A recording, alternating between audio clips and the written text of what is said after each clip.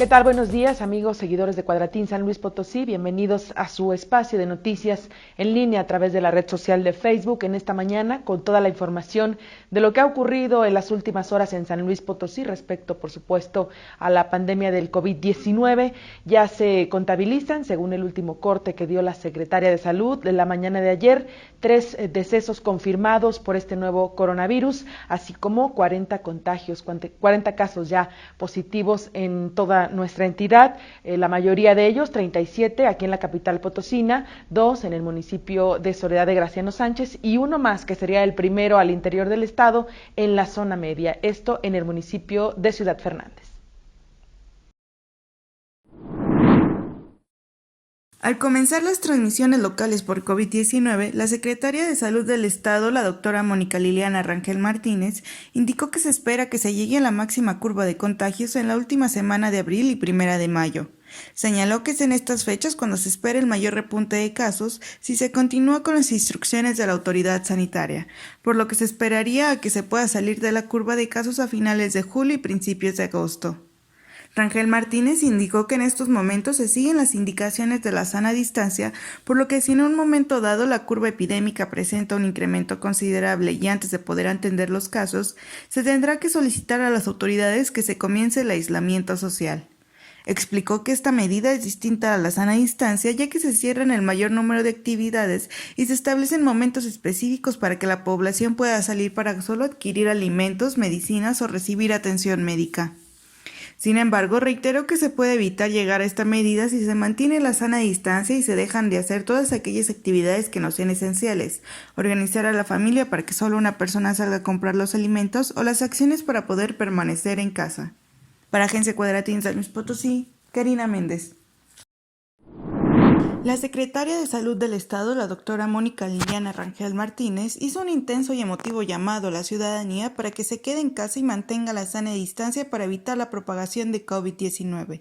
Pero su llamado no tiene todo el eco necesario, ya que familias enteras salen de paseo a las calles o incluso a sitios abiertos como la presa San José. Ante la noticia del tercer fallecimiento de una persona por COVID-19 y un caso confirmado en Ciudad Fernández, la titular señaló que ya se han agotado todos los recursos de revisión de vigilancia epidemiológica, además de que se ha confirmado la transmisión local en el estado. Al comenzar las transmisiones locales por COVID-19, Rangel Martínez indicó que se espera que se llegue a la máxima curva en la última semana de abril y 1 de mayo. Señaló que es en estas fechas cuando se espera el mayor repunte de casos, por lo que se esperaría que se pueda salir de la curva de casos a finales de julio y principios de agosto. Para Agencia Cuadratín San Luis Potosí, Karina Méndez.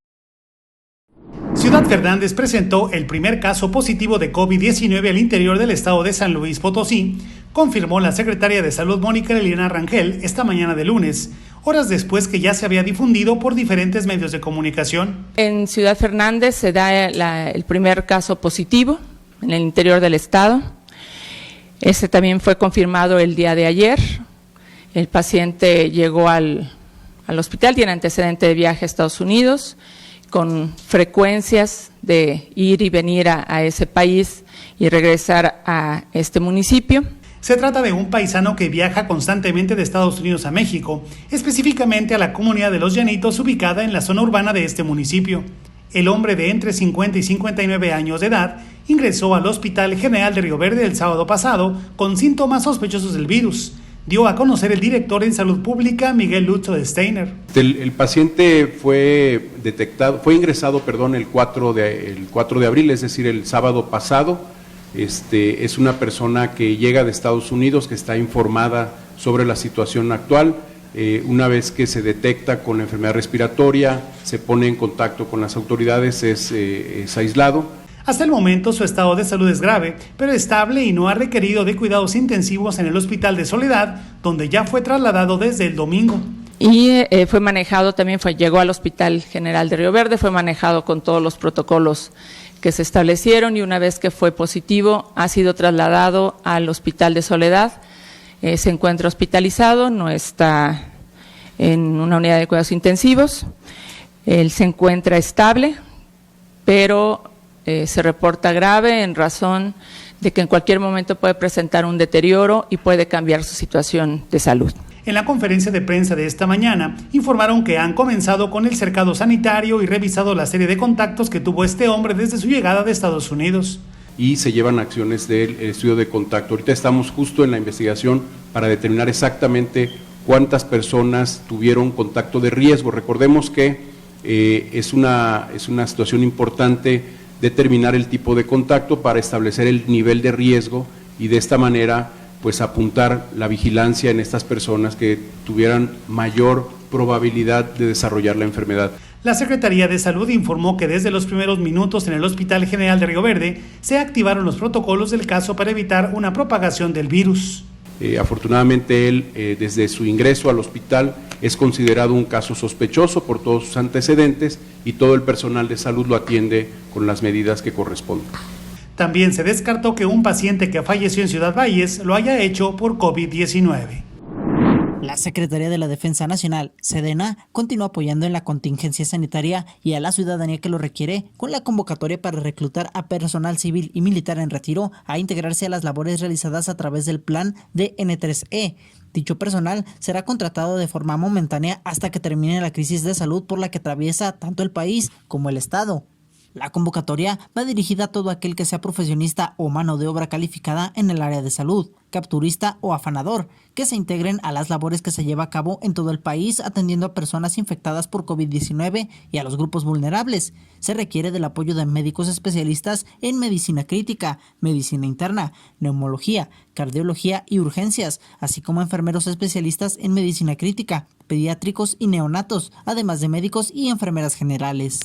Para quien esté interesado y cumpla con los requisitos, los módulos de recepción de documentos y entrega de información se encuentran en el 40 Batallón de Infantería, ubicado en Calzada de Guadalupe, y en la página de internet www.gov.mx/Sedena. Con esto, el Ejército y Fuerza Aérea una vez más demuestran que a pesar de la situación de salud por la que atraviesa el país, hacen frente a la adversidad para apoyar a la población. Juan Hernández, para Cuadratín Noticias. La presidenta de la Comisión de Comunicaciones y Transportes del Congreso del Estado, Alejandra Valdés Martínez, señaló que la falta de sanitización e higiene dentro de los autobuses de transporte público como medida preventiva ante el coronavirus es principalmente por la falta de elementos inspectores de la dependencia, donde asegura que se le ha hecho un llamado de parte del Congreso del Estado a que se tomen las medidas que se acordaron desde la primera reunión que se tuvo con el secretario, Fernando Chávez Méndez. Dijo que no se cuenta con suficiente personal que realice labores de inspección a los camiones urbanos, ya que la SCT solo cuenta con 20 inspectores que hacen diferentes actividades, como el hacer labores de inspección sanitaria en el sistema de taxi, aparte del trabajo diario de inspección de rutina. También realizó un llamado a que el gobierno del estado cumpla con lo que se comprometió de regalar gel antibacterial a los usuarios al ingresar a las unidades de transporte, ya que se observa que la mayoría de los camiones urbanos no llevan a cabo las medidas sanitarias. También exhortó a la población a que no salgan de sus domicilios y si requieren utilizar el transporte urbano mantengan la debida distancia dentro de la unidad y al ocupar dispersarse para evitar los posibles contagios. Dijo que las unidades de transporte colectivo solo se sanitizan 2 veces al día, por la tarde y por la noche. Cuando dejan de funcionar, las labores de limpieza y sanitización dentro de las unidades urbanas las deben de realizar cada uno de los choferes de transporte público. También dijo la diputada morenista que la Comisión de Transporte está viendo la posibilidad de donar cubrebocas y gel antibacterial a los usuarios del transporte público. Para Cuadratín Noticias, Fernando López. Ahora más que nunca hay que cuidarnos, y qué mejor con las propiedades, ventajas y beneficios del agua de coco, que además de fortalecer el sistema inmunológico, es deliciosa. Si el calor te está exigiendo hidratación, toma agua de coco, que también tiene una pulpa que normalmente se come fresca y sirve de ingredientes de dulces típicos como la cocada.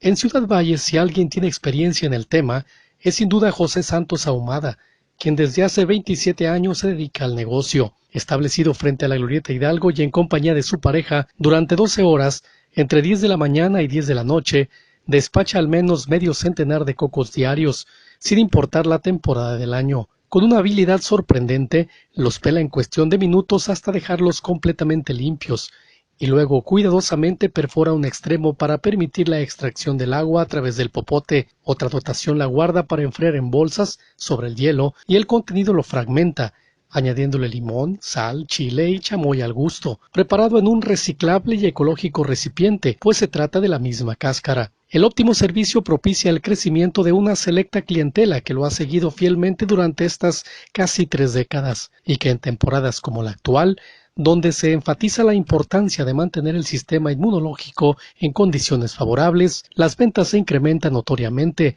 Lo mismo pasa cuando aumenta la incidencia del dengue. José Santos revela que ponerle interés, higiene y sobre todo calidad a la venta le ha permitido obtener para el estudio y la manutención de su familia, además de cubrir las necesidades elementales. Ha diversificado con el expendio de fruta, pero el 70% sigue siendo el coco y sus derivados en agua, tierno en rajas y la exquisita modalidad de crema de coco. Estados Unidos superó este lunes los 10.000 muertos por coronavirus, con 10.335 y casi 350.000 infectados, de modo que se sitúa como el tercer país con más fallecidos, tras Italia y España. Según el recuento del Centro de Sistemas, Ciencia y Ingeniería de la Universidad Johns Hopkins, el nuevo dato se conoce después de que este domingo el presidente Donald Trump, durante su habitual rueda de prensa diaria, asegurase que este será probablemente la semana más dura entre esta semana y la próxima, y habrán muchas muertes.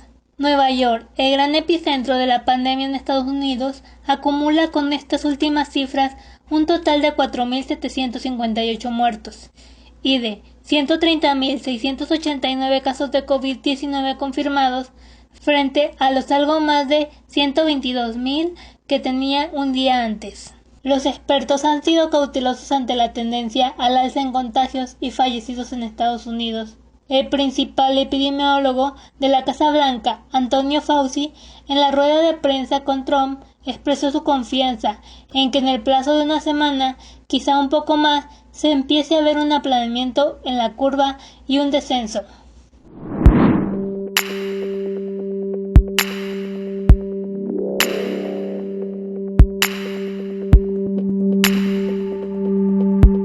Activistas por el bienestar animal hicieron un llamado a los propietarios de animales domésticos para que no los abandonen durante la contingencia sanitaria, pues no son transmisores del virus del COVID-19.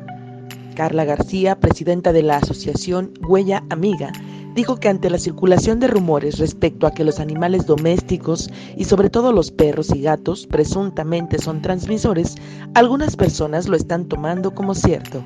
La activista señaló que se han estado publicando notas en algunos medios de comunicación en donde la información no es cierta y es bastante tendenciosa. Además, Carla García recomendó a los propietarios de perros que cuando los saquen a pasearse en un lugar cercano a su vivienda, no a grandes distancias, para así observar las disposiciones de las autoridades del sector salud. También pidió que los propietarios conserven el pelaje de los animales limpio, con baño o con productos como espuma, y que cuando los saquen a pasear, limpien las almohadillas de sus patas con toallas antisépticas, porque están en contacto con el suelo y no porque ellos transmitan el virus del COVID-19. Agencia Cuadratín.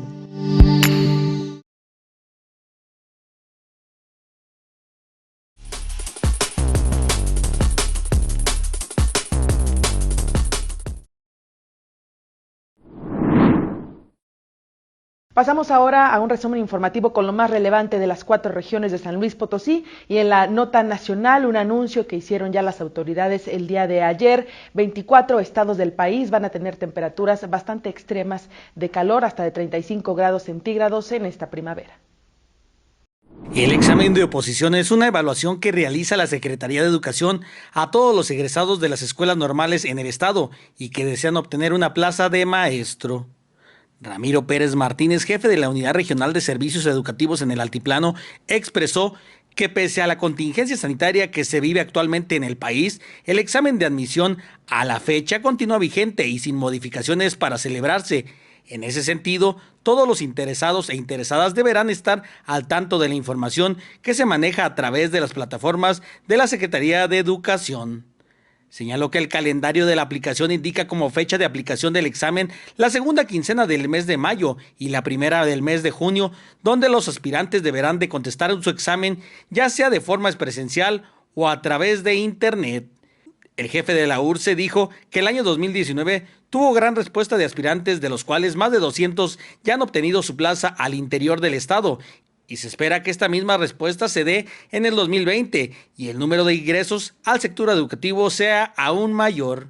Pérez Martínez, al concluir, agregó que en caso de existir alguna modificación en el calendario o indicación por parte del sector salud, se hará de conocimiento a cada uno de los aspirantes.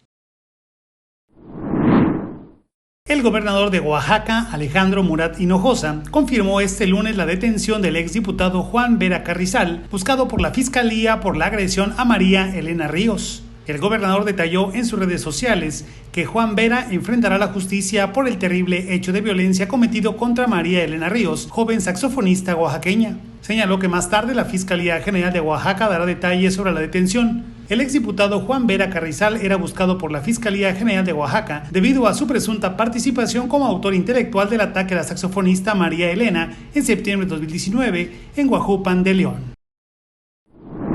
El calor primaveral pondrá temperaturas por encima de los 35 grados Celsius en regiones de 24 estados del país, de acuerdo al pronóstico del Servicio Meteorológico Nacional. Para este primer lunes de abril se registra un nuevo frente frío, el número 49, que se extenderá sobre la frontera norte de Baja California, originando lluvias puntuales fuertes en esta entidad. Por otra parte, el frente frío número 49 se extenderá sobre el noroeste del país, en donde favorecerá intervalos de chubascos con descargas eléctricas y posible caída de granizo. Canales de baja presión asociados con inestabilidad en niveles altos de la atmósfera generarán intervalos de chubascos con descargas eléctricas y posible granizada en Chihuahua, oriente y sur de México. Asimismo, se prevén temperaturas superiores a los 35 grados en 24 estados del país. En la gustada sección de Remembranzas Potosinas vamos a darles los detalles de cómo es que se ha vivido durante muchísimos años en San Luis Potosí la procesión del silencio, que históricamente fue cancelada precisamente por la pandemia del COVID-19.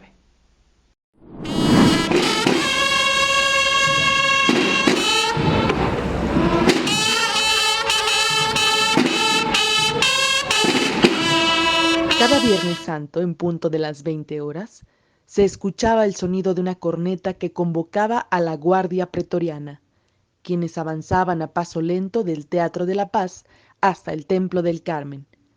Ahí, un guardia romano tocaba 3 veces las puertas del templo, las cuales eran abiertas para dar comienzo con la tradicional procesión del silencio. Sin embargo, el viernes 10 de abril de este año, las puertas del templo permanecerán cerradas por primera vez en los 67 años del ritual religioso a causa de la contingencia sanitaria causada por el COVID-19. La procesión potosina se deriva de la cultura española para representar las procesiones de sangre o pasos de la pasión de Cristo. Durante la época de los primeros cristianos, los fieles recorrían los caminos de la antigua Jerusalén.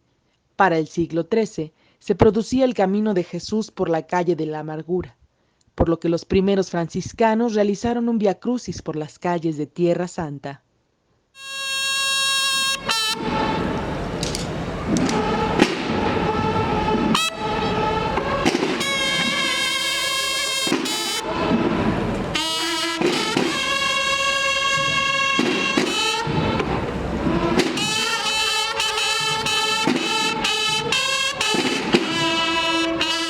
No es hasta el siglo XVI que el marqués de la Tarifa, don Fadrique de la Ribera, funda la primera cofradía sevillana cuando regresa a España de Tierra Santa, con el objetivo de recordar la Pasión. En su primera edición participaron las damas de la colonia española, vestidas de luto y ataviadas con mantilla y peineta. Los cofrades y terciarios carmelitas, así como el gremio de toreros, que posteriormente optaron por usar una capucha para ocultar su popularidad. Posteriormente, en 1961, Fray Fernando Garza formó el primer patronato hispano potosino, integrado por los taurinos Juan y Lupita Romo, Fermín Rivera y su esposa Angelita, Ignacio Duque Aranda y Nicolás Salas, quienes trabajaron en el desarrollo y crecimiento de la peregrinación a través de la integración de diversas cofradías potosinas. Actualmente la procesión está integrada por 16 imágenes del Via Crucis y 28 cofradías que recorren cada año las calles adoquinadas de la ciudad. La última de ellas se ha convertido en el símbolo de la procesión. Se trata de la Virgen de la Soledad, elaborada por Manuel Tolsá y que se encarga de cerrar el recorrido y es cargada por los integrantes de la Cofradía de la Soledad. En nuestros días, La procesión del silencio se ha convertido en una de las más importantes del mundo y de México, después de la realizada en Sevilla, España. Fue declarada Patrimonio Cultural del Estado en 2013, así como el acto cívico y religioso más importante de San Luis Potosí. El pasado 16 de marzo se anunció la cancelación de la procesión del silencio en su edición de este año. Alejandro Alarcón, vocero de la Asociación Civil Tradiciones Potosinas, encargada de organizar este evento, señaló que fue una decisión que tuvo que ser tomada ante las circunstancias y para cumplir con las normas de prevención ante la contingencia, que aún no ha manifestado su punto más álgido, con el objetivo de no esparcir esta enfermedad. Aunque no por eso dejó de sentirse cierto pesar entre los integrantes de la organización y las más de 2,000 personas que participan en la representación durante cada Viernes Santo y que han hecho del Vía Crucis una verdadera tradición en San Luis Potosí. Con información de Karina Méndez, Agencia Cuadratín.